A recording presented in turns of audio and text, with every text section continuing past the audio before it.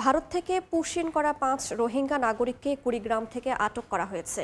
BGB জানায়, গত ৭ মে ভোরে ভুরুঙ্গামারীর ভাওয়ালকুড়ি সীমান্তে কয়েকজন নারী পুরুষের সন্দেহজনক গতিবিধি লক্ষ্য করেন স্থানীয়রা। খবর পেয়ে বিজিবি তাদের আটক করে ক্যাম্পে নিয়ে যায়। জিজ্ঞাসাবাদে জানা যায়, আটককৃত ওই ব্যক্তিরা মিয়ানমারের রাখাইন রাজ্যের বাসিন্দা। ২ বছর আগে তারা দেশটি থেকে পালিয়ে ভারতের আসামে আশ্রয় নেন। সম্প্রতি একদল লোক তাদের চোখ বেঁধে বাংলাদেশের সীমান্তে ফেলে রেখে যায়। তাদের কাছ থেকে নয়াদিল্লি কর্তৃক ইস্যুকৃত ৫টি রেজিস্ট্রেশন কার্ড উদ্ধার করা হয়েছে। এদিকে মৌলভীবাজারের বড়লেখা ও কুলাউড়া উপজেলার সীমান্ত দিয়ে ৩০ জনকে পুশিং করেছে বিএসএফ।